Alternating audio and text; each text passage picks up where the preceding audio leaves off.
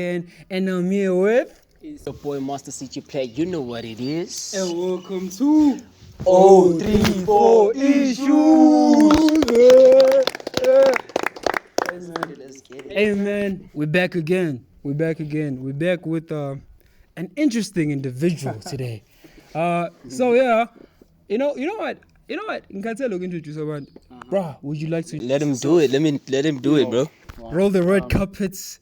It's all yours. Good guys. Kamalam is Penson Mlotshwa. I just like to before everything, just say thank you so much for having me on the platform, guys. Thank you so much. It's been a long time coming. Truly appreciate this opportunity. Thanks to everybody who's behind the camera. Newcastle born and raised in Tate. And funny enough, got a DM from these cats right here. Said, hey, let's chat, let's chew, let's have this conversation. There's a lot of education that's about to happen. So hopefully you guys get on this journey with us. It's gonna be an interesting journey, my dog. Yeah. You know what? Let's not police Masego. Let's not police the Maseko. Let's go straight. Let's straight to it, dog. Yeah. Let's just talk about the New Year's resolution. Personally, it's the New Year's 2024. Obviously, new things are now you're having new vision or whatever. Just personally and just for the country as whole. Like New Year's resolution for yourself, and what you would like to see from the country. Happy New Year, guys. Happy New Year to the viewers. I hope February. So guys, blessings on the year. Hope everyone's dreams, wishes, and plans come true. I look at New Year's resolution very differently. That used to be like Gifisa for this, and again, if you just sit and hope and pray, there's not really any traction that you're putting into it. So for me, the question that I rather ask is, what are you doing currently to make your New Year's resolution a success? So as an example, if you are 150 kgs and your New Year's resolution is to lose weight, what are you currently doing now to make it a success? Or is it just like a hope and a prayer? It's the same thing year in, year out. People are wishing for money, people are wishing for jobs, people are wishing for relationships. And funny enough, I actually did a video around this. Rather than just wish for something, put into action. Because sometimes when you wish for something that you are not ready for. So if I say a New Year's resolution is I want a helicopter, you can't park the car there. No, you can't. You can't park it. So you might want it as a resolution. You might want it as a blessing. But if you are given, you're not ready for it. I see so many people that say something like, I want a good partner. Do you know what a good partner looks like? Are you ready for a good partner? Are you ready for someone who might keep you accountable? Are you ready for someone who might make you feel insecure? Are you ready for someone who can communicate? Are you that person that's ready for the blessings that you are praying for? So when I look at New Year's resolutions, I always look at it in the sense of, what am I currently doing? And just to unpack your question of, even as a South Africa, what is it that I'm hoping and praying for South Africa? Abantu abaningi would be like, I hope for corruption to end. Guys, we are the ones that are corrupt. Most definitely. If I'm driving, let's say I'm 15 kilometers above speed limit, do I either want to do the right thing and pay a speed ticket, or do I want to just give 100 rand? So who's corrupt? As much as we say traffic ban is corrupt, Namgi corrupt. So a lot of the things that when it comes to the country, are we ready for those things? Are we ready for the level of schooling that we want, the level of medication, hospital care that we want? Are we ready for the law to be actually run and managed the way that we say we want it? So man, but what I do pray for, I just pray for everybody's individual happiness. I pray for life, I pray for joy, I pray for peace. Those are the things that I want within myself, and I want it within the people around me and in the greater South Africa. What are you guys' New Year's resolutions? Hey man, first thing first, I think last year was a success with this whole podcast, I don't know how we can outdo last year, but I know we can. So I think it's focusing on that. We're not forcing Manje, what, listen, local, so we can outdo that. No, it comes in naturally, because we still still getting our feet wet, yabo, kule field, yabo. Sure. So I think for the podcast is that, yabona, for the betterment of the podcast, for the guys behind the scene, for you, my dog, yabo, for me, yabo, for the guests. So for the podcast is iloko.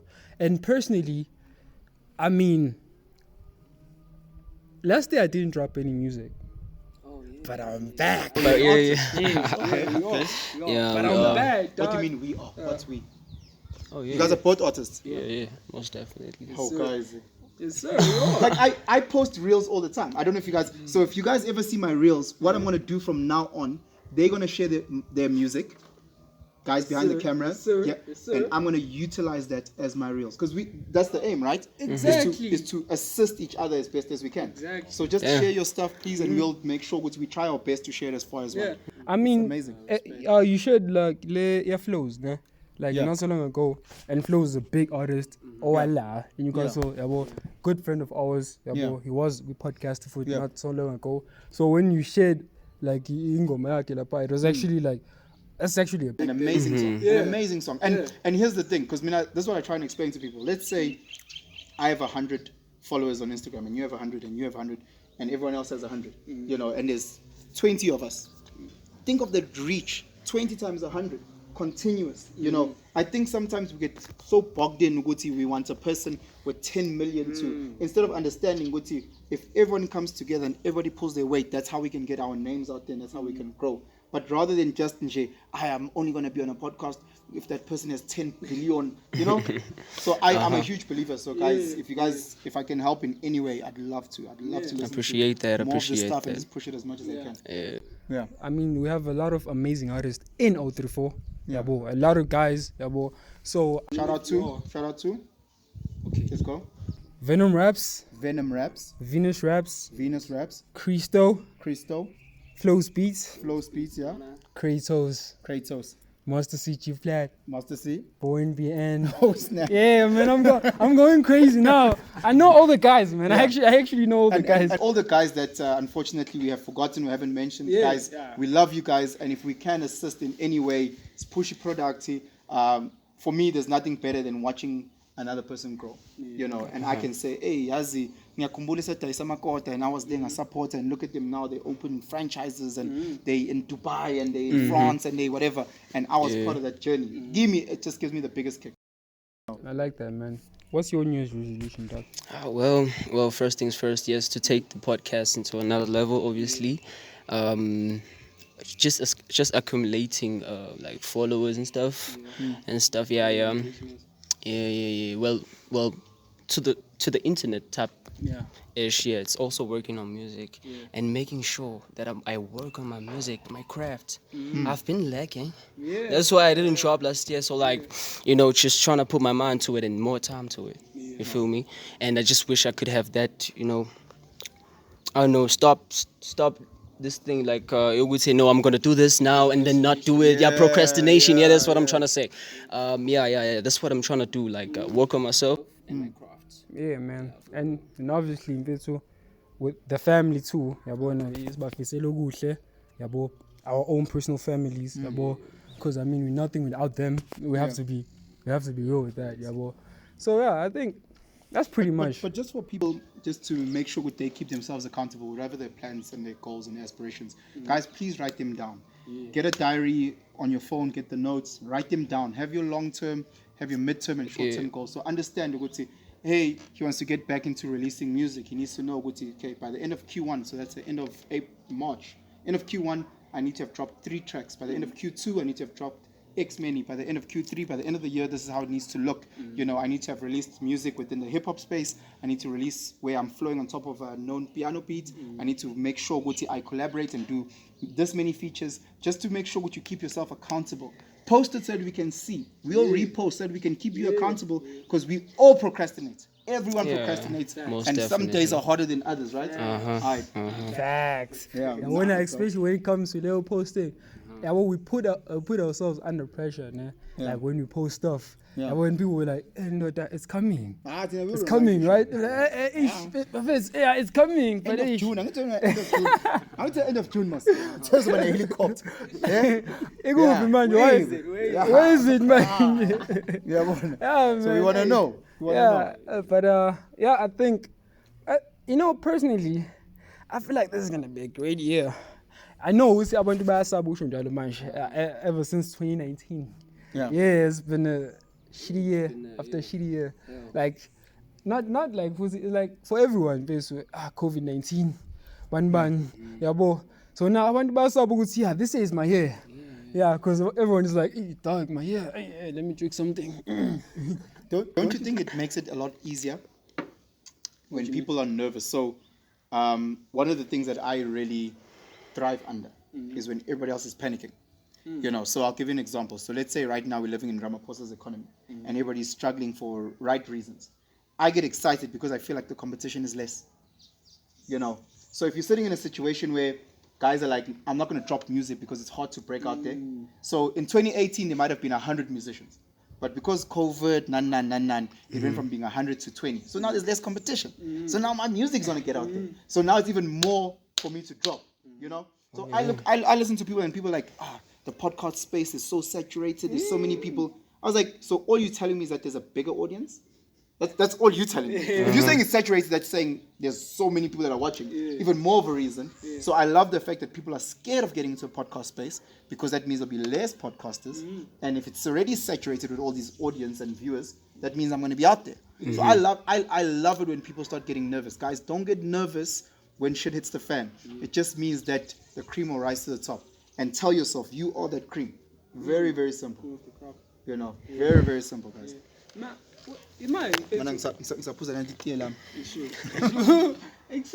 was like the podcast boom period? Like, was it like COVID? Yeah. COVID set a lot of people apart. Like about 2020, very normal. Like, because we were all at home. Because we were like 2021. Yeah. Yeah, we started 2021, like all the. Because think about it, like if you have like friends or your podcast that was on Generation, they can't record.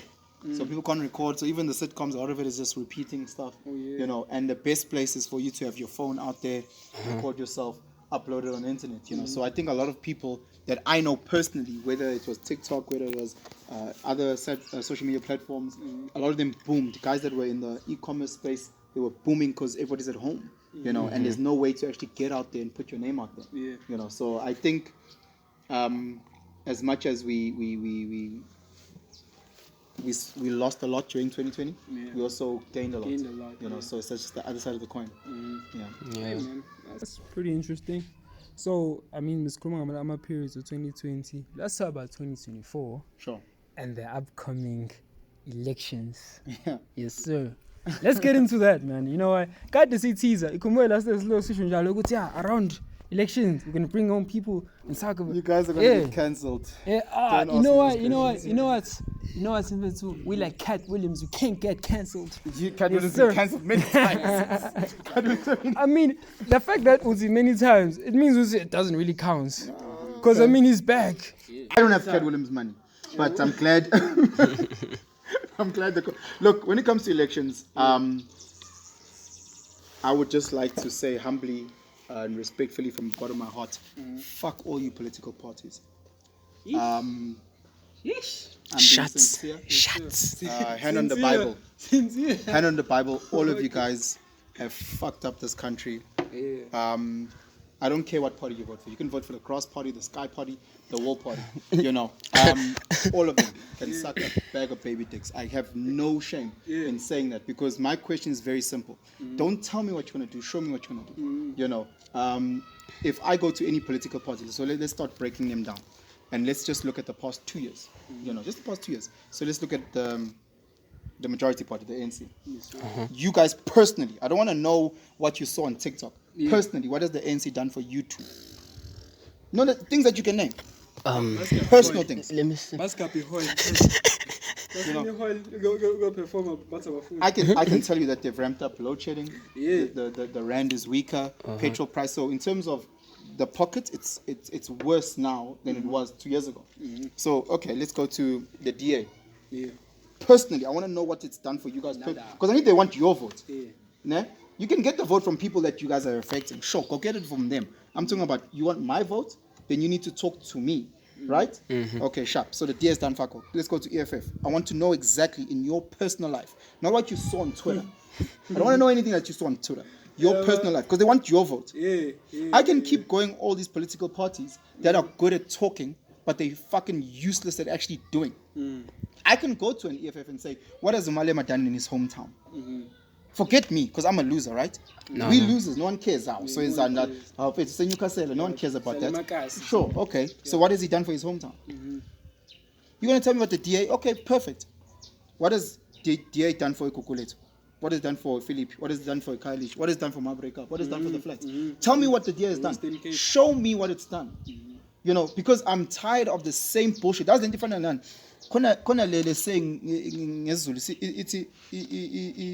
inhlanzi shelwa amanzi. So for those that don't understand, if I can directly translate it, it's a fish gets wooed by the water. It's just smoke and mirrors. You know, there's many guys here who will be watching this that know exactly how to get a girl. A girl is smoke and mirrors. If you want to get a girl, you promise her the world. Oh, my baby, I'll get you a helicopter. You like this helicopter. Helicopter. 2 months later, nothing really comes of it because everything is just, right?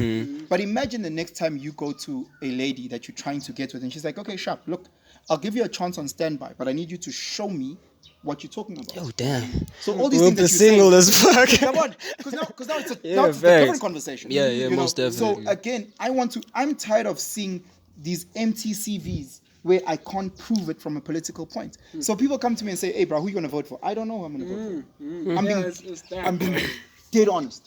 We had a conversation now with a really good Itaima that we look up to. And he was telling us about Mkonto Wesizwe and the political party. We're coming there. We're coming there. So I'm sitting there and I'm saying, you know, for me, when it comes to politics, I have a very low tolerance for bullshit. Zero tolerance for bullshit. And I think Wuti, Tina, South Africa, for the longest time, Tina, we accept everything. You know, South Africans are naturally very welcoming. The way that you guys welcomed me into your home, it's almost like I grew up here.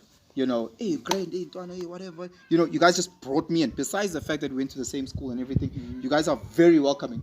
South Africans, you can be from Malawi, you can be homosexual, you can we are very welcoming people. And as beautiful as that is, what's the other side of that? Being taken advantage of. You know, misconception for we're terrible people. Yeah, but xenophobic people.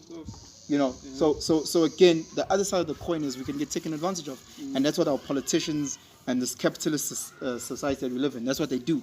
They take full advantage of the fact that we are so welcoming, we're so accepting of nothing. We get excited at the fact that we get 2 hours of electricity a day.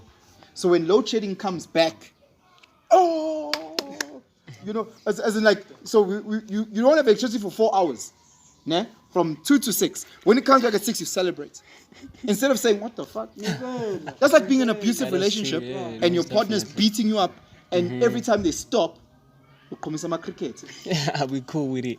That's when you get the most excited. That's how abused we are as a nation. And we've been abused over and over and over and over. And I don't care what party you think. I just want to know, you at home, you who's watching this, ask yourself a very simple question. Not what are you hearing, not what are you picking up from Twitter. In your own life, are these political parties that are asking for your vote, what are they doing for you? Don't worry what they're doing for the next door neighbor. Don't worry what they're doing for France, for Ukraine, for Israel. What are they doing for you? And if they're doing something for you, vote for them. Yes, sir. That's my take. I think that's a perfect way to lay it out, actually. Yeah. So I don't know when you've been living under a rock. Yeah. You've been living under Dwayne Johnson. So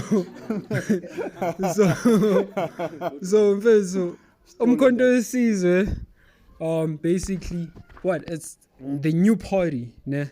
Yeah, Mr. Gedlehlekisa, Jacob Zuma. Ne? Is it a new party? No, it's not. Okay. Yeah. So it's is it a new party? It's a new political or is it party, an extension or a spin-off say ANC?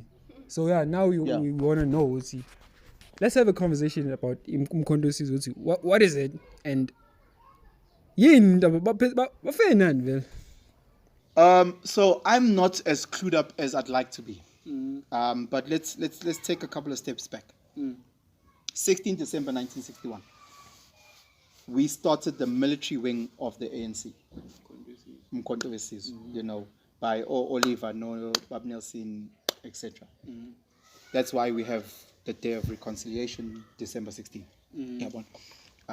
In remembrance of that, and then obviously Amapunu, they have their own day, the Day of the Vow, also on 16th of December. But let's go back to the 1961.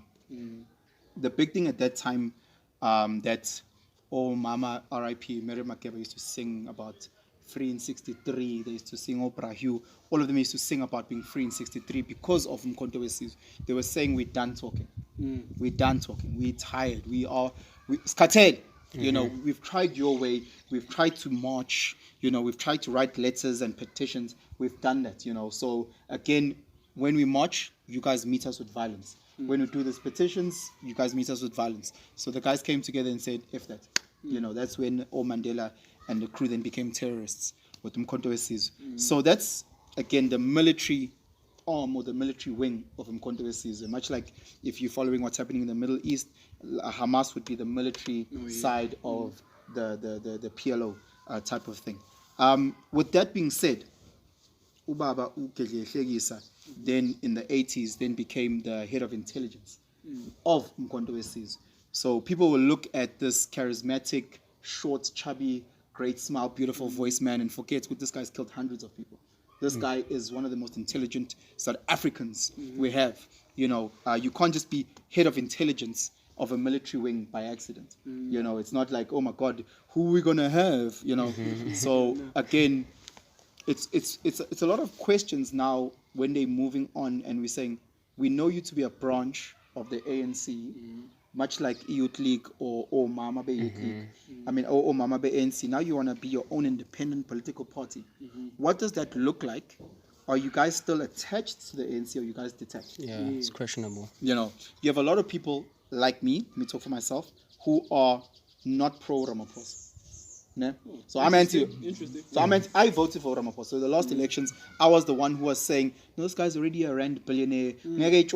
Oh yeah. He's already rich. Yeah, a lot of us thought of that. Yeah. Next Kudu now there's millions in his couch.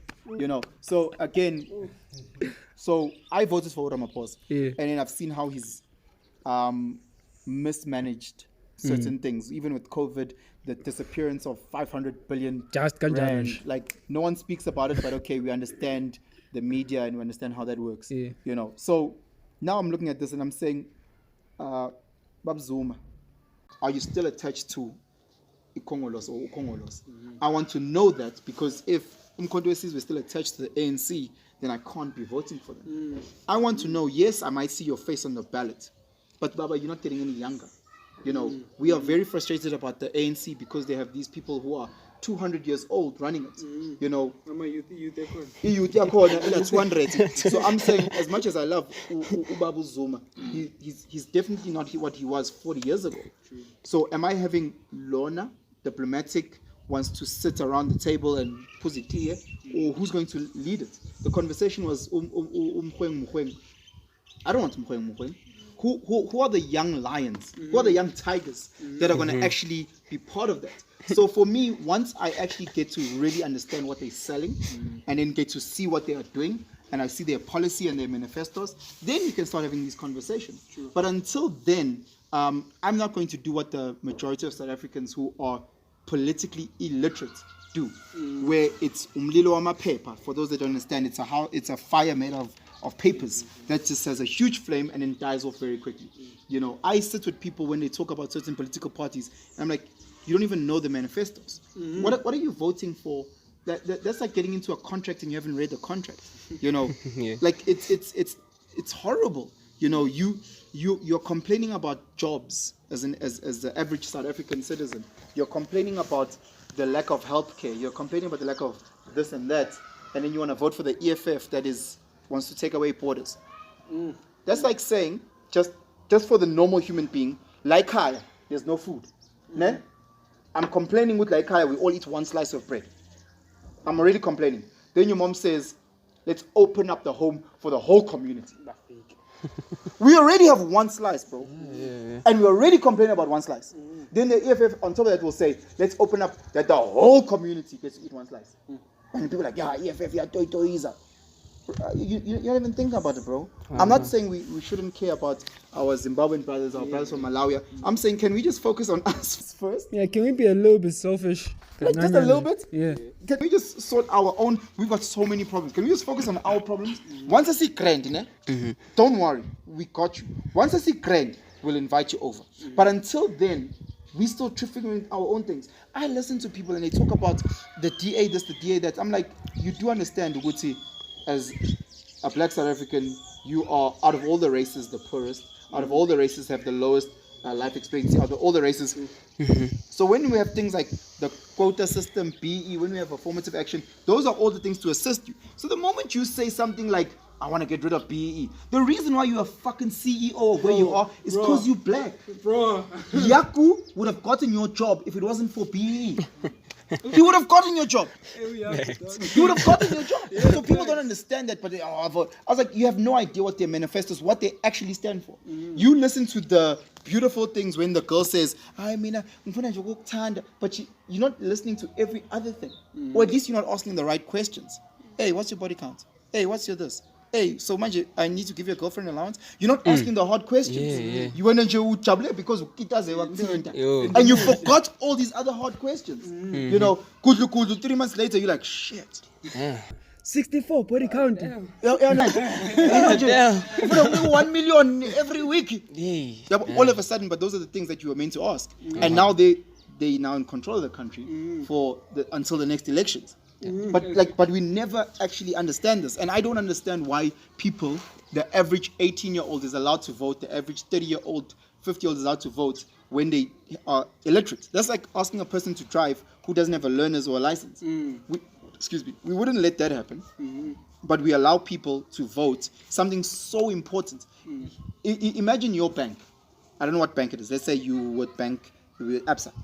Imagine if you could vote for your CEO.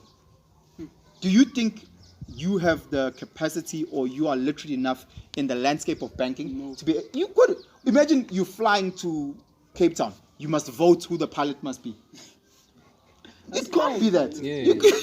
Because I'm not qualified to make those calls. If I was studied or if I was schooled in that area, then I could talk about it. But I'm not. And we look and like, I don't know if I know anything about the other political parties. I don't know if I know too much about the ACDP. I just know that they're a Christian organization. Okay, let's say I vote for you guys.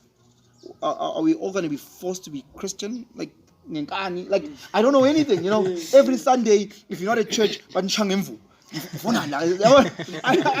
don't know what it means, and we're not educated. Is that done deliberately to keep us dumb, or is it us to blame?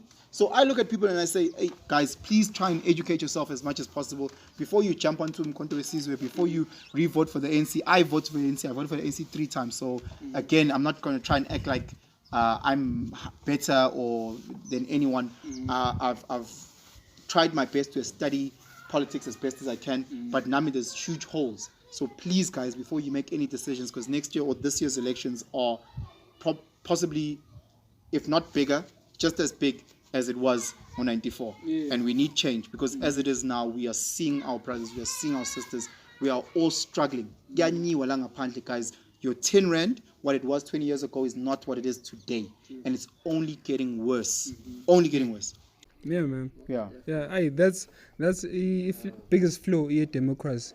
That thing was like everyone who's like above like a certain age is allowed to vote. That's the biggest flaw in democracy.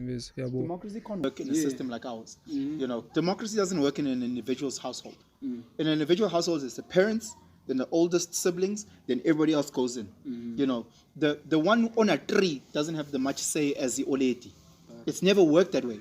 You know, whereas in a democratic country, what you're trying to tell me is that a 3-year-old has as much swing as everyone else. No, it can't work that way. You know, if you're 18, I was 18. I didn't know the things I knew at 18 and the things I knew at 20 weren't the same things.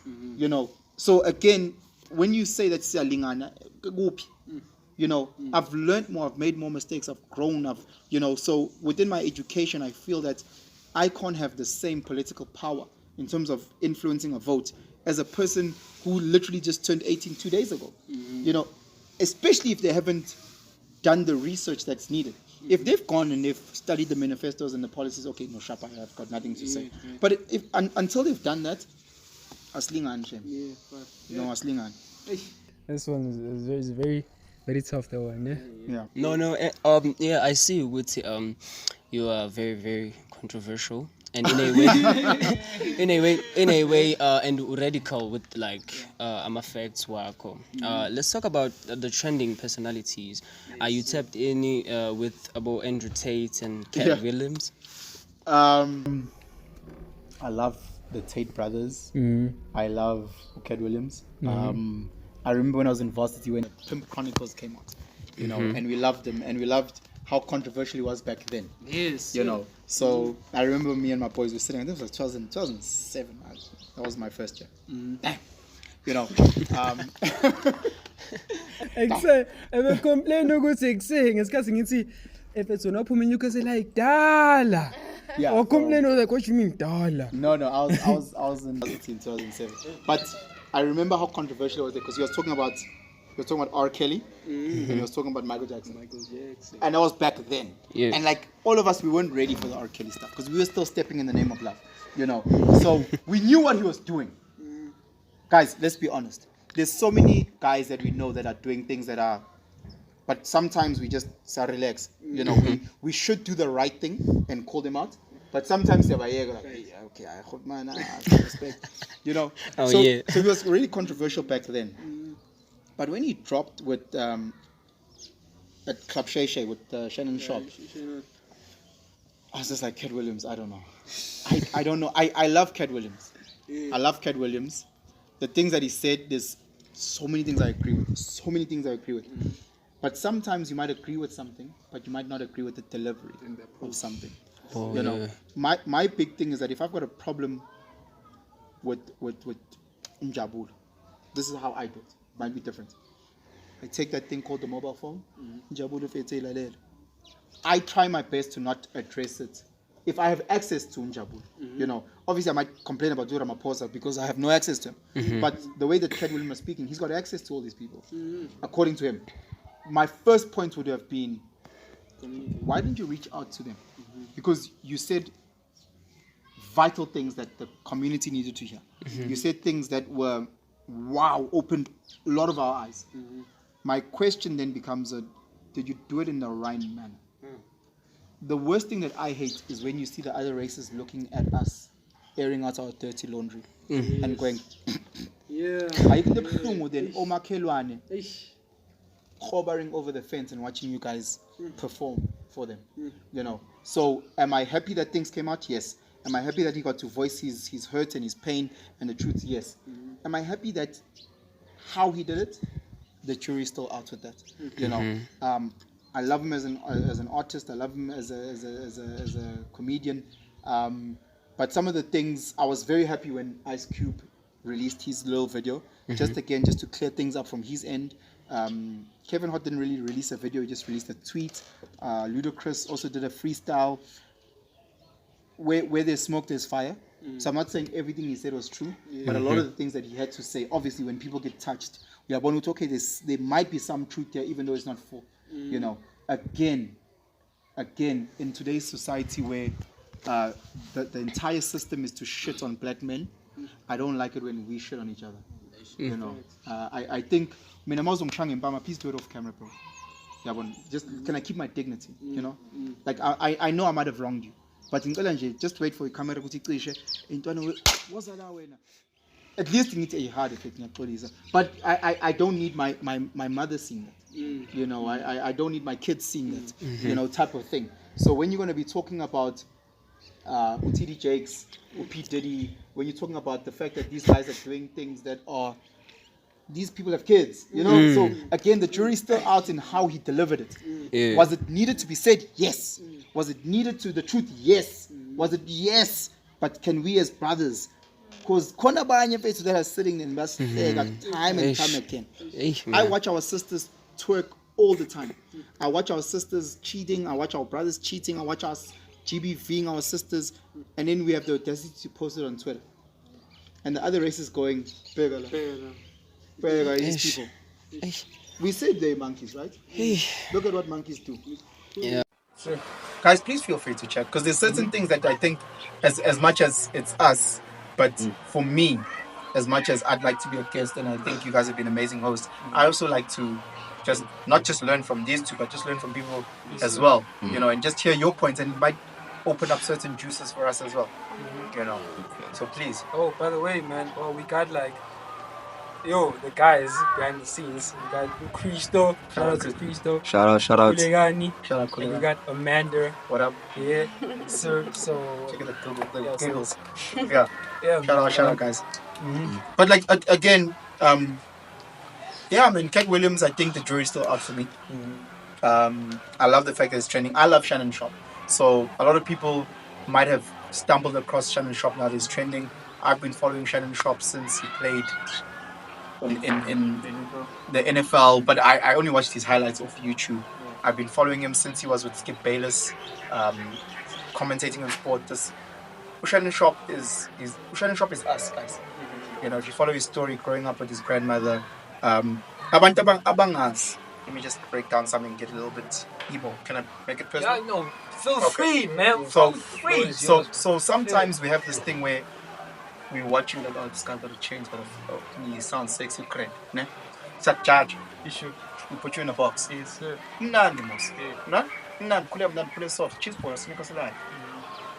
But we don't know the challenges that you go through. We don't know what's Uvango by Scott. We don't know what's engine. We don't know what's Gali Kaya. We don't know. There's so many things that you have to battle just to get yourself to that fucking gate in Newcastle. But abantu abangayiboni impilo yakho through ama difficulties ukuthi wena mawubuya la nebulungene ecamereni jump into khali ubheke phansi boy yabona khali use toilet uzenza umuntu uye toilet and uyokhala abantu aba understand lezo zinto lezo, you know. So when I've been tracking impilo ka Shannon Sharp, I'm like, this guy with all these cars, when you break it down, it's us. And we still go through this whole thing of abantu judging us. They'll hear how you sound. You don't know if this guy is depressed, he's trying to commit suicide. You don't know if the fact that his uncle is raping his sister. You have no fucking idea. But you are quick to judge something that you don't know. So once I understood journey Shannon Sharp and understood that it resonates with so many young black men. So many young black men. Ones who are successful and ones who are still trying to overcome said challenges. I'm going, nah, fuck, Mchita is amazing. To get to where he's gotten, with his brothers to get where he's gotten, it's amazing. Segue to Andrew Tate. You look at these guys, you say they're chauvinists, they're bragging, they're arrogant, they what, they this, they that, and you're like, okay, Sharp, where were you when his father was in prison? Where were you when it was a single mother raising 2 boys? You know, if you don't know that story, shut the fuck up. Yeah. If you don't know the story of a single mother raising 2 beasts, shut the fuck up. You know, these guys, sometimes when you see Mchita Petu, a little baggy of inside, you don't know his story. You know, you don't have his story. Guys, I've told the story before. Uspi, Sfunde Varsity, Newcastle High, shout out to Uspi. Uspi, and he was struggling financially. You know, and right there, some of your kids. And I remember Uspi's pants scale was torn, and I asked back to nets. That one, and it takes some of your kids. So as a machita, and this scale, what do? We laugh, right? Yeah. That's what happens. We laugh. How big does my kids away? Space my okay, that's telling my okay, 2 months later, Uspi to think to kiss. 2 months later, for plus hope. Things come sports. A couple of months later, Uspi was out there, some people dice ama-packets to ama-grade 8, ama-grade 8 dice. Distribute. He's making real ranks. Qaqela ukuthi ubani thina masifuna imali yophozo siqaqela siyam. Lo asimlaha. Lo asimlaha ne. Lo asimlaha. Watch these stories over and over and over. When you look at the Andrew Tate and Tristan Tate story, we judge them, you guys were doing OnlyFans with these girls, we're doing, you're doing. You don't know why and the story behind it. That's what we don't. We're just quick to judge. You know, when these guys speak, whatever they speak, I'm not saying would you take the shit that they're saying as the gospel truth, though. No one, your own fucking mother can't be perfect. Just eat the meat, throw away the bones. If it speaks to you, tops. If it doesn't speak to you, keep it moving. You know, if this guy's gonna be telling us about Islam and what, we're like, ish, salam. Mashallah. You know, it doesn't speak to me. But when he says things like, hey, when you wake up in the morning, do push-ups, do sit-ups, make sure you drink a glass of water, hug your family, and then go hustle. If that speaks, take that then. You know, but people are like, I'm gonna block him out. How are you gonna block him out? If there's certain truths, I don't care where I get. I could literally be walking down the street and a hobo can come. If it makes sense, if it's meaty for me, I'm gonna take it. I'm gonna keep it moving. You know. So when it comes to a Katt Williams, when it comes to an Andrew Tate, all the things that I disagree with, many things, but all the things that I aggressively agree with, 100%. Andrew Tate stands for the man in a time where there's no voice for little boys. There's no voice. You know, what happened? We, as a generation of men, we have to carry the crimes of the generation above us.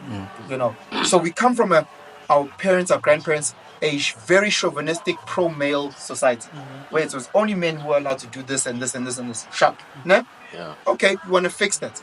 How does society fix it? They swing it fully on the other way.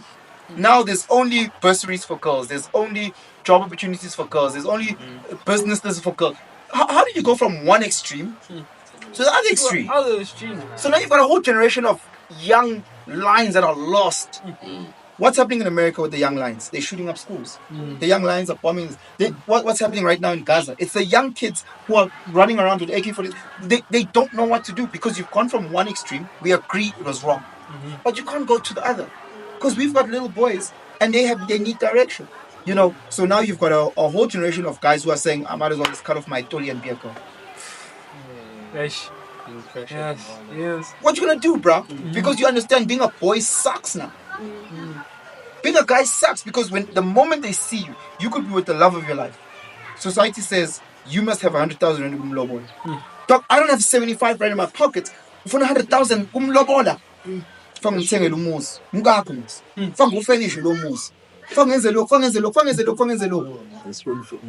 Osco me face ngapha ne uyilibheke wena yeah baba ayikho into ngabheke wena because again as much as our sisters are very confident and rightfully so and they know this and they know that they still rely on you you know so now you've got a situation where you say we equal but now when we go into the traditionalist marriage world I need to be equal. Because I don't have the bursaries at varsity. I don't. Makfiki Valentine's Day, obvious. Yeah, you someone teaching me my teddy bear. Hey guys, let me tell you something. I've been a father for 8 years. I get the same papayana hand crayon things. I'm not going to tell my Father's Day points. They come and I spare your life. For real. What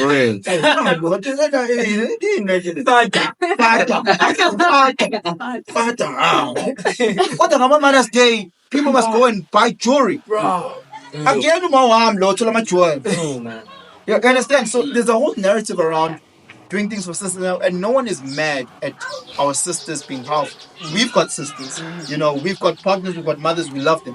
We're saying we can't go from one extreme to the other extreme. So then you open up voices, your Kevin Samuels, your Joe Rogans, your Kevin Peterson, your Andrew Tate. Those voices are trying to bring it back and say, hey, there's something called a man.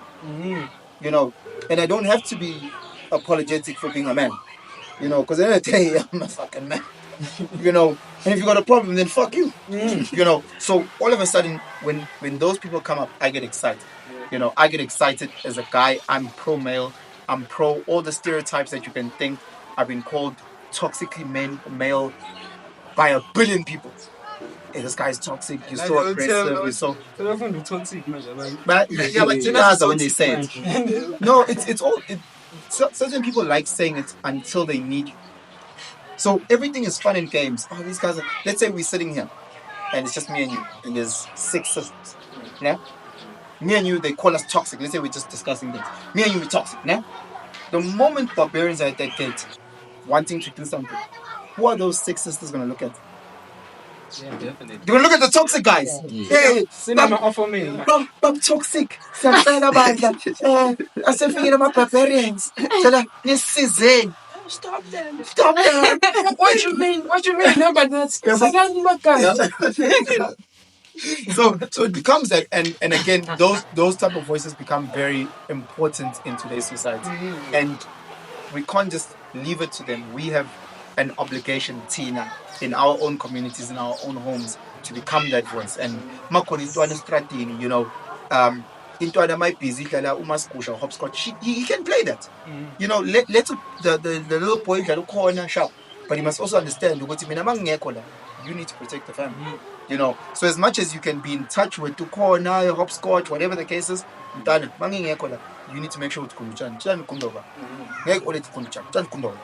you know, in. You know, he must also understand those things, because the reality of once he becomes of certain age, you know, once he leaves matric, he's not competing with 18-year-olds. He's competing with old guys like me. Yes. You know, and the playing field is not fair. You know, so you need to prepare these young boys. And what do the young girls do? I mean, they were all equal. Once they had 20, what do? Do they date 20-year-olds? No. Boo. Dating a 35-year-old. Oh. Yeah, but she was talking about equality her whole high school life, her whole varsity life. But with what I know, you understand? So it's those type of things where I really appreciate those type of voices that actually come in and say things that we might feel but struggle to articulate. Yeah. I mean, you raise your kids tough, no? You know, I came across a video, you know. I think you were playing rugby with your kids. But so, I don't know how old is that boy. Yeah. He rugby tackled a child. Into the wall? Yeah. Into the wall, dog. And he literally started crying. And carried on. That's how there's other kids, man. I'm kind of late. I was like, what the? Keep it going. Sorry, boy. Let me be honest. Yeah. Because I think sometimes the world of social media can be very misleading. Yeah. My kids live a very privileged life. I think because of the way schooling I clean, we sometimes make the mistake of overcompensating. Yeah, so when I'm all cool, and justice is brown. You know, when you tell yourself, once you have something, because when I'm a cocoa pop, so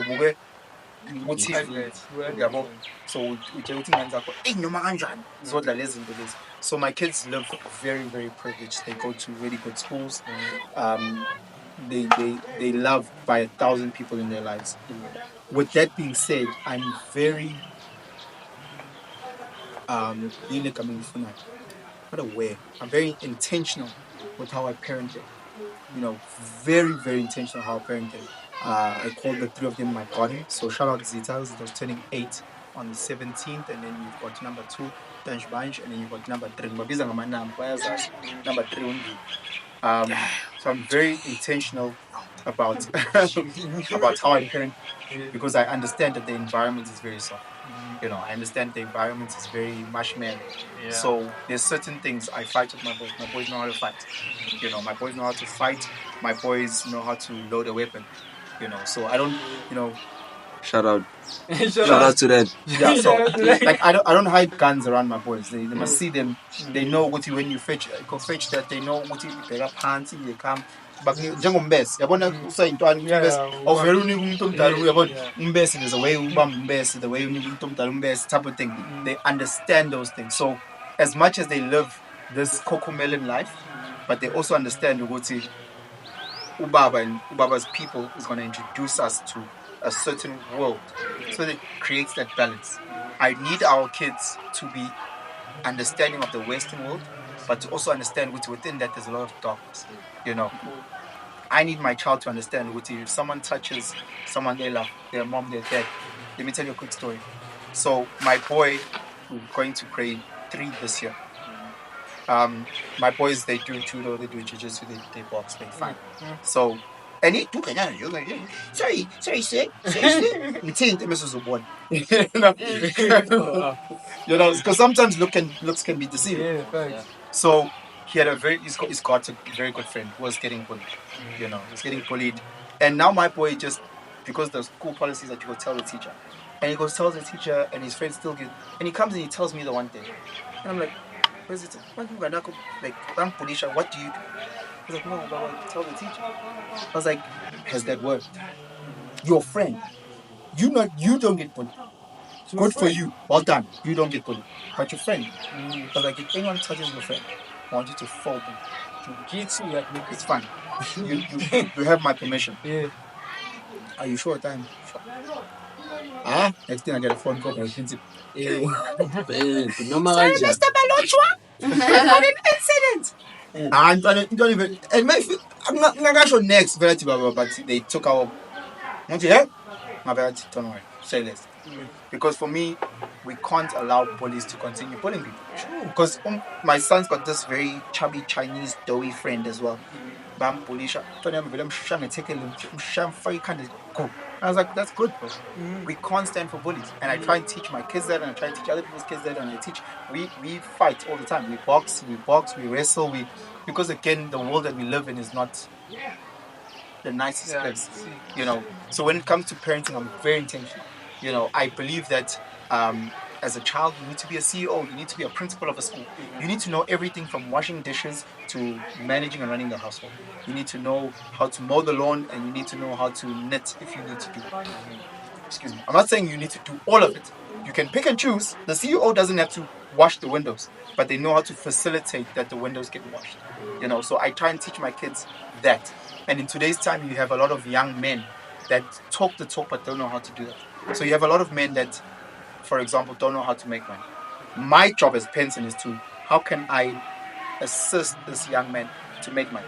As much as he knows how to wash the dishes and mow the lawn, does he know how to monetize that? But my kids, they know how to do that. They know what's okay, sharp. When we do this, there's a monetary value to this. This is how much this costs. This is how much this costs. Yeah, one type of thing. I'm extremely intentional with them. I understanding which they live in a bubble of privilege, you know. But yeah, social media, guys, don't get lost in the whole social media thing. It's so ski. So, I mean, you talked about your profession. Is it? I guess like you said media broker, right? So basically, like, let us know what trends are currently like shaping the media broking industry. Yeah, like what's happening and how do you utilize those trends and stuff? Okay, so let's again take a step back. So Newcastle High, 2006. I then went to study in Grahamstown. After matric, I studied at Rhodes. I studied philosophy and psychology. Great experience, amazing experience. Coming from a Newcastle, for those that don't understand, is a very conservative town. You know, Newcastle, if you black, call me Zulu. If you white, call me Afrikaans. It's that type of mindset. Moving to Grahamstown was more like a rainbow. In every sense, from mixed masala and from a sexual orientation point. So it was just eye-opening in the most amazing way. Got there, got my hands dirty in the great thinkers, you know, from a psychology point, from a Carl Jung, from a Carl Rogers, from a Sigmund Freud. I started opening my mind in what I was reading, and got into psychology, and then I started working for an NGO as a family therapist, and I found my way into teaching. So I was in education for 10 years. You know, I loved it. Taught maths, taught English, taught LO, you name it, I taught it. Moved to Joburg. Excuse me. Again, had the absolute privilege of teaching at the best schools. So I've taught from Ikasi to government schools to schools that 15,000 rand a month schools, you know, where I've taught Winnie Mandela's grandkids, you know, I've taught Fikile Mbalula's kids, I've taught, you know, you name them, I've taught them, you know. And in 2020, I decided to pivot within my own journey and my own career, and I moved into media. So I moved into digital advertising. So all those annoying YouTube ads that you see, you know, Instagram, Twitter, whenever you're on some website and there's a pop-up ad, that's us, you know. No, that's definitely us. So wait, which one though? No. So no, my clients don't. No. Naughty. So I got into that space and I got a taste into understanding what media was. I got understanding into what attention metrics looks like. You know, I remember a time, it was 2020, and my current social media manager now, shout out Rose, she wanted to get me to do a campaign for Energade. And I remember I had Instagram, but I wasn't using Instagram. You know, like, if I go through your phone, maybe you have Snapchat, but you don't use Snapchat. But you logged in there and Reddit. Yeah, I read it. And you've got like 35 followers and you don't care, you know. So that was Instagram for me in 2020.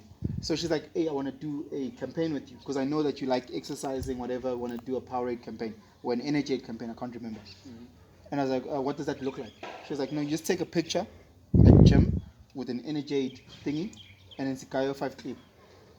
I was like, wait. Let's do it now. I take a picture with an Energade and you guys give me $500. She's like, yeah. And they give me a 6-pack of Energade. I was like, no ways. How many pictures do you want? So I was like, sure. And I remember I looked at that and I didn't get chosen because I had less than 1,000 followers. And I was like, because I've never been like social media like that. And I was like, okay, I want to do more of these. How do I just keep posting, you know, engage with people's stuff? So then it took me down this journey of understanding what an attention metrics is. You know, for those that studied business studies, BUS, business economics, ecos, you understand the concepts of ADA: attention, interest, desire, action. I then understood what media is. You know, media is all about, hey. You like this, yes. I know you want it. Come by. You know, action. And that's media. Whether it's media of selling you the fact that this country is better than that country, whether it's media telling you that lady is hotter than that lady, whether it's media telling you that movie is bigger than that movie. Yeah. So, with the journey that I got into media, I understood exactly how this thing works, you know, because I'm in sales. I'm understanding what does sales look like, what does media look like, you know. Every stereotype that you guys have heard around media is true. I'm not going to bring in a certain group of people because no one wants to try to get cancelled. Wait, Kanye West? No, I didn't say Kanye West. No, I'm not saying Kanye West. There's a certain group of people in South Africa that run media. You know, in the world that run media. What's the guys? No, the Stellenbosch Mafia. Yeah. No. Oh, okay. No, media is very. I'm not saying nothing.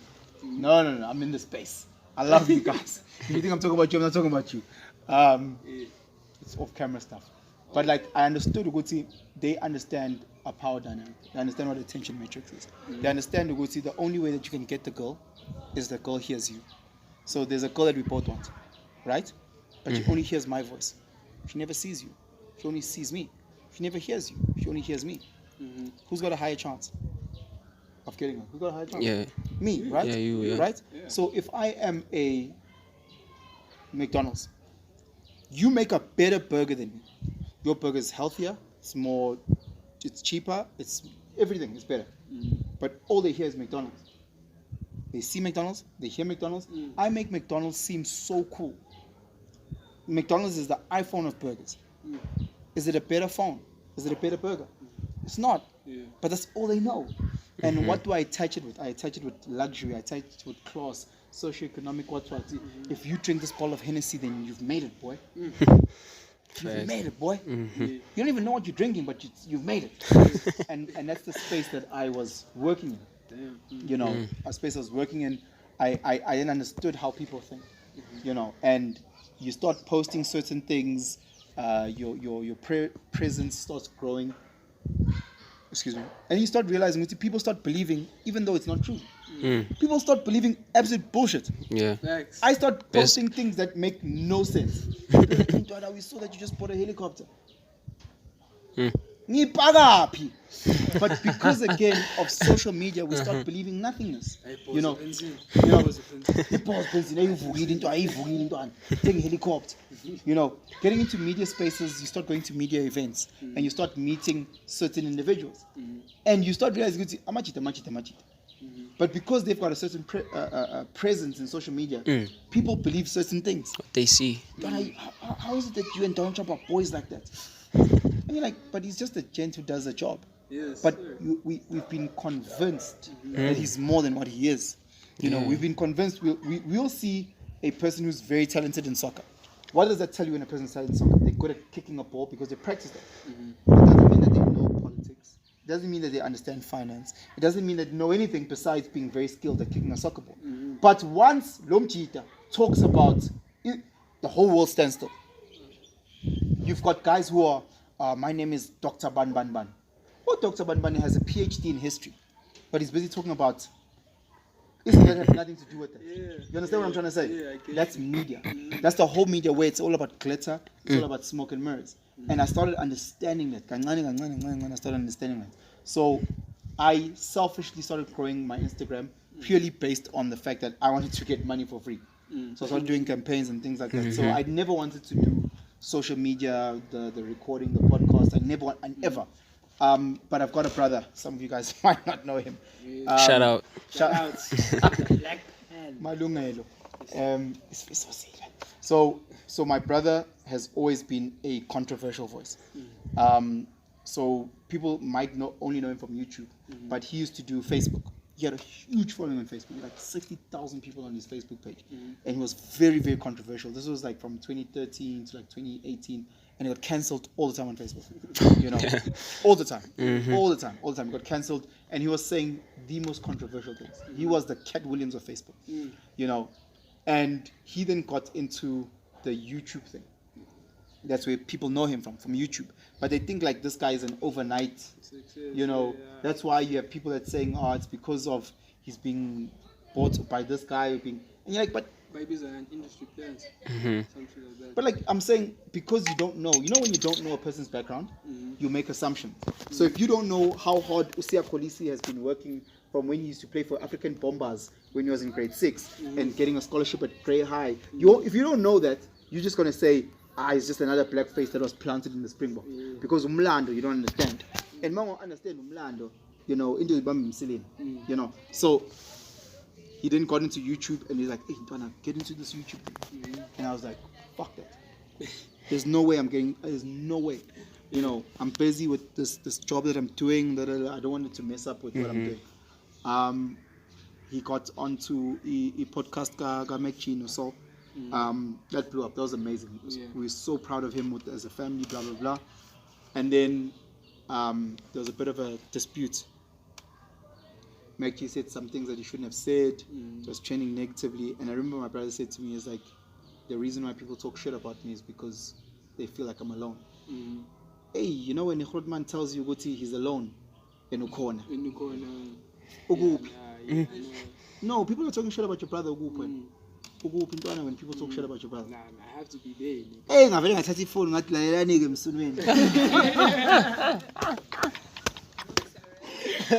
to them. I'm always ready. I carry with one up. So I don't need permission. So again, the one that you guys are speaking to is the intellectual. He's a nice guy. And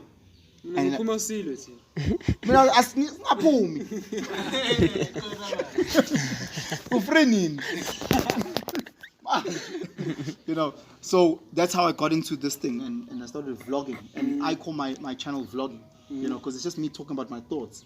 And I was trying to marry the work that I do with digital advertising into this media stuff. So my life, from my day-to-day, my everyday is behind the camera. I'm behind the curtain, So I run my company, Better Media Group. And we do digital advertising, and we're behind the curtain. So we'll run these big campaigns that you'll see for KFC, Uncle Waffles. We'll sit with these people, and we do the things behind the camera. We the guys that make you trend, you know. We the guys that put you on billboards. We the guys that blow you up, you know. And I was like, okay, while I'm behind the camera, understanding the industry from behind, the politics, the bureaucracy, the red tape, you know, let me get a peek on what's in front of the camera, you know. Let me just start authentically, because for me it's just a vlog. I'm not interviewing people, I'm not having controversial topics, I'm just my thoughts. You know, the same way that you have a thought with the machita, monthly chopping it up, I have the same thing, but I just have a camera. Let me then understand that landscape, so that by the time I decide to actually start what you guys are doing, I have a full 360. You know, I know what's behind. I know what's it. In order to trend, these are the algorithms. I know that this is how much you pay for the views on YouTube. I understand how the CEOs are. I understand how this. I understand the And with that being said, understanding what the ultimate goal is. And the ultimate goal is to get everybody's attention. And once you have the attention, what are you trying to do with it? You know, are you trying to be, say, a Jola 99 and be like, Vele, all our sisters, Vele, Z-Fed? Is that what your goal is? Are your goal to say men are trash and black men are useless, go date Nigerians?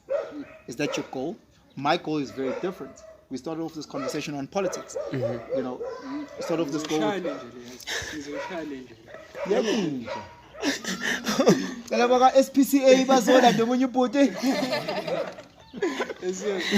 So we start off this conversation around my resolutions for the country, right? Besides my personal one.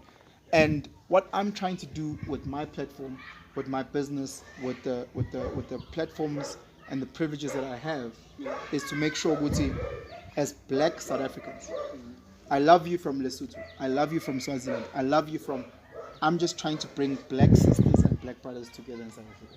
And if I have a platform where I can highlight our shortfalls, male and female, I highlight the platform, the shortfalls, and how to fix us. I'm tired of having families where the dad has run away. And we call him a deadbeat dad, but we don't understand the good mama that actually chased him away. I'm tired of spaces where we call Usisi's fair, but because you are beating her up and you pushed her to moving in a certain way. We need to get to a certain space where society, and I understand within media, is what dictates that. Because when I grew up, I used to listen to R&B. And the black men back then, they used to sing beautiful things about our sisters. How they loved our sisters. I grew up listening to sisters who were singing R&B. Boma Jill Scott, Boma India Ari. They used to talk about the beautiful black man. So I'm like, shit. We had a whole generation that was sang beautiful things about each other. Kudlu kudlu. What happened? You know, now the whole this, whole that. Yeah, tables turn. I don't want to scrub. I don't want this. Next thing, get the bag. You know, wet ass pussy. Now we have a generation of our sisters who are selling their bodies. We have a generation of men who are glorifying certain things instead of a generation where we're coming together. You know, going back again, we talk about Katt Williams. How can we create more Ice Cubes? What does Ice Cube do? He has productions, he makes movies where he brings black men together. He brings black sisters together. How can we do more of that? How can I create platforms where, exactly like what you guys were doing, you didn't need to call me and give me a platform to talk. You guys on your own accord said, hey, let's bring him here, let's give him a platform. That's what you guys have done. You guys are my Ice Cube. This is our Friday, right? So it becomes one of that. And now how do I repay the favor is by me bringing other cats. You know, me making sure that when you guys drop your music, I push it out. You know, and teamwork makes the dream work. And continuously using what? Media, the space that I'm in, the space that I understand, the space that I've learned, you know, understanding what, again, the goal is attention metrics. Once we have the attention of the kids, let's change them. Let's make them do better than what we've done. It's not about chasing a big booty yellow bone, right? It can't be that. Umuntu usis on a 14-inch weave. It's not about that. You know, it's not about German engineering. It's not about getting an iPhone. It's none of that. It's about understanding what to hear, fast bump and to grow each other. You know, and good things take time. and build society one step at a time. Yeah. That's my profession, guys. Well, that's a dope profession. you say right. Insightful. So I want to take it back to your career as a media broker. Like, what are some of the challenges clients face when they're working with media brokers? So again, the reality is that we live in the society we're living in, and the bottom line is profit. I have huge clients that I work on with day to day, and these are global clients that have global mandates. So it might sound cool behind the camera, but at the end of the day, you sit in meetings and you try and sell cars or sell medicine or sell whatever the product that they're trying to sell. So whether you are working at a fast food franchise, you understand what it's like working with people. Working with people is not an easy thing. Definitely. Facts. You could work as a waiter, bartender. You could be a teacher, a nurse. Working with people is very, very challenging.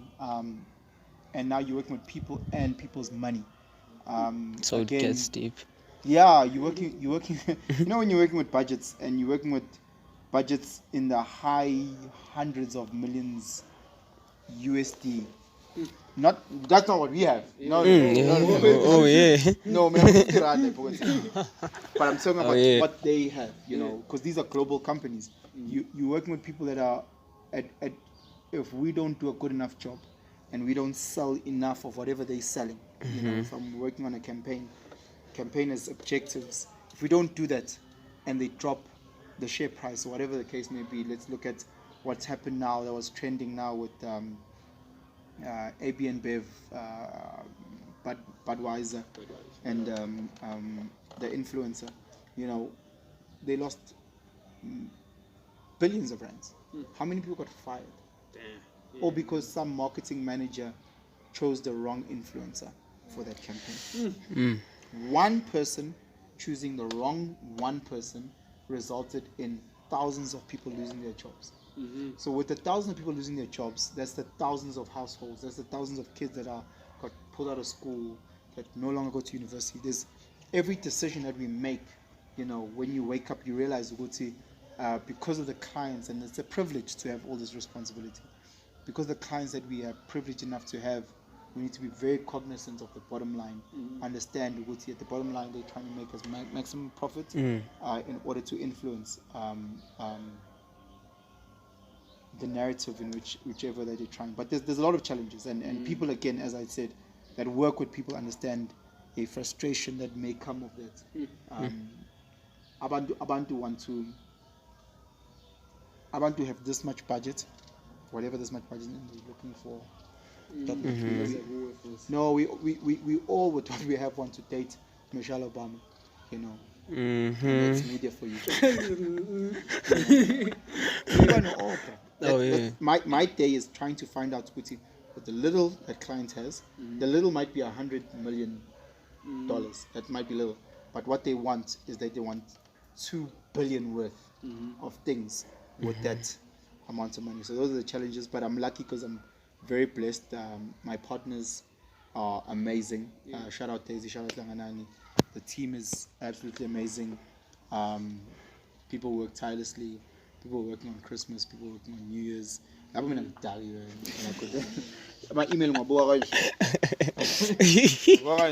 Shout out. The guys are incredibly dedicated, and they work way harder than we could ever afford to pay them. No, it's not but they really do, like, shout out to them. No, shout out, and that's just the system that we're in. And just a little nugget again, guys who are watching this, just understand our role in media. Our role in media is to create a need and a want. 10 years ago, we didn't know that we wanted an iPhone 15. Now we do. 20 years ago, we didn't know that we needed a BlackBerry. And there was a time where we were all fighting each other for Blackberries. We didn't know that we needed a bottle of Moe. We didn't know that we needed to twerk like this. We didn't know that we need to do this. It's media that controls the narrative. So just be very cognizant of what you're consuming, because it does shape. I don't care at your age, because you have all my mates right now trying to redo their kitchen because there's a narrative that has been shaped. You've got so many guys right now that are selling the lost things that they have because they want to buy a bottle of this, or they want to do this to try and shape a narrative because of some of the things that we do as media. We've got so many bad guys that we sell as good guys, and so many good guys that we sell as bad guys, and it shapes, going back to the political discussion that we had, and it shapes so many belief systems. So let's always be cognizant of the media diet that we consume, because it does shape how we view this world. It's like this series, dog, The Boys. Yeah, The Boys. Perfect example. Have you watched this series? Perfect example. You see a Homelander, like the media is like, or the consumers are like, oh, that's my superhero. Oh, that's the one. And then you go behind the scene. Homelander is a dark mother effer.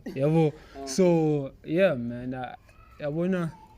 I think when it comes to the media, I think it's important to be selective. You watch this, you're like, is this real? Because it's like, I mean, what's if manager saying is dating about see when not fake on YouTube. Sometimes it's not even fake, sometimes it's real, Like right now, I want to be discussing which was is Squid Games the challenger fake, or when was it for real, So it's like that, it's important to be selective and don't be influenced easily. Easy. Don't watch something and be like, the trick here, and I say this to younger kids in school when I try and have these talks, and I say, what you are consuming, Instagram, TikTok, doesn't matter. If you just consume that, in 3 months' time, does that make you a better person, and how? I don't know what your goals are. We all have different goals. What you are consuming right now, if you are consuming a show that has to do with cheating, GBV, whatever, it's entertainment, sure. But when we look at it from 3 months from now, have you grown closer to who you'd like to be? That's the question, So again, if you're trying to be a chef, let's say, and your Instagram is all about chef pages and cooking pages with different recipes and different, if you're watching that and you're learning, that's cool. Then in 3 months' time, you now know how to make a milk tart. You understand? That's growing. That to me is healthy diet of social media. But if you're just watching different ways to get away with lying, you're watching all these shows, and that's what we fed, because there's a reason why we fed these shows. If you're watching shows that are all about men manipulating women, it's men beating up women, men cheating on women, ask yourself, with my goals, I don't know what other people's goals are, with my goals, consuming this diet in 3 months, 6 months, 1 year from now, is it going to get me closer to my diet or worse? I mean, close to my goals or worse? Once you can understand that, I think then it's easier to curate what you're doing. It's easier to then understand, I actually don't need to follow this person. I need to follow this person. Because there's so many influences where you're like, every time I watch this person, like, this person is just telling me about the bottles. Like, dog, like I'm happy. When you're being real about it. No, I'm happy that you pop in bottles. I'm happy that you go to this country and you're with this girl today and that girl tomorrow and that girl. Okay, sharp. But is it getting me closer to where I need to be? Because right now, my job is that I want to be a rapper. I want to understand how to drop music. I want to be a lyricist. So I need to make sure whoever I'm following is adding to that. Not just me just seeing booty. Okay, sharp. See booty when you need to see booty, but it can't be a constant thing.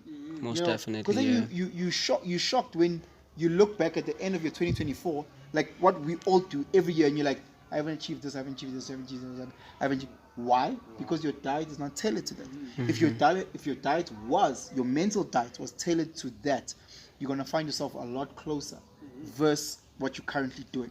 Because what you're currently doing is actually moving you further away. Our society, is cheating getting worse or better? Worse. Worse, GBV, rape, corruption. What? Then you watch what people that you love. You look at your sister, your friends, you say, hey bro, what series are you watching? They're watching series about corruption, GBV, cheating. That's what they're watching. So it's obvious that they're getting worse in their subconscious thinking. He's getting worse in his subconscious thinking because that's his diet. If all he was watching, let's just say all he was watching about trading stocks, just an example, in 3 months' time, will he be better off in terms of trading stocks or worse off? 100%. You know, that goes without saying. Let's say he's not even a religious person, but let's say all he's following is just religious gurus, Christian stuff. In 3 months' time, will he be closer to Jesus or further away? Closer. So it all goes back to the media. Because again, with media, all we're trying to do is sell you a story. That's all it is. And you need to just say, what movie am I going to sit and watch? And if you're sitting and watch mafia movies all the time, and that's all you're watching, after a while, you're like, there's actually nothing wrong with selling cocaine. Yes. And there's a stubula, bro. You know? Yeah, man. Hey, man, it's in the algorithm. Remember the dude on YouTube? So if your algorithm is messed up, brother, yeah, but your mind is probably messed up too. 100%. I see your nicks, but yeah. Hey, dog, you know what? Word of the day. Word of the day. Word of the day. Brought to you by Mr. Penson Mlotshwa. Word of the day. I think these guys were very gracious enough to have me think about it earlier on, and I had said, Uguti, I'd like the conversation to lead us to word of the day. And the word that keeps, or rather the sentence or the phrase that keeps resonating to me is learning. Guys matriculated years after I matriculated, and I've learned so much with it's such a humbling experience, and one thing that I need you guys to understand is always be a student. You know, so the word is to learn. Understand that there's a person right now who might be crawling, learning how to walk. 20 years from now, they might be your boss. You know, they might be your business partner. They might be your partner. You know, never be scared to learn. Whether a person is older than you, whether a person is younger than you, they have a lived experience that you know nothing about, and they can aid you and guide you on your own journey, getting you closer to your goals. So as Mina, as Upensini, I just like to say thank you so much. I'm incredibly humbled. Welcome. Yeah. I'm truly respectful of this place. I wish you guys nothing but the best. I can't wait for the next 100 conversations that we have, because I've learned a lot. Just again, how I've been welcomed into your space. I'm truly appreciated. No, we appreciate that. We appreciate that. Yeah, it is what it is. Thank you. And thanks to everyone who's behind the camera. We love you. you. It's good. Hey, dog, man, it's been very insightful. Definitely. It's like I feel like I ate something. I'm full. Yeah. Not full of bad, but also like it's too much now. Yeah, we learned a lot. But we learned a lot, and this is why we brought you here, yeah, bro. Yeah. Especially because it's 034, yeah, bro, sure. And you were 034 Katt. 100%. Yeah, bro. 100%. You rap. 100%. 034. Rap me caution. Yeah. Bro. And I'm happy with it. I was piang, my sister. Me. Yeah. And we're very proud of that too. Somebody paid me. I'm incredibly proud of this time. Also see, bro. Oh wait. First of all, it's not too loud on the socials. So guys, just please follow me on my social media. It's Penson Mlotshwa. So Instagram Penson Mlotshwa, Twitter Penson Mlotshwa, Facebook Penson Mlotshwa. I have a YouTube channel called Penson Mlotshwa, The Journey.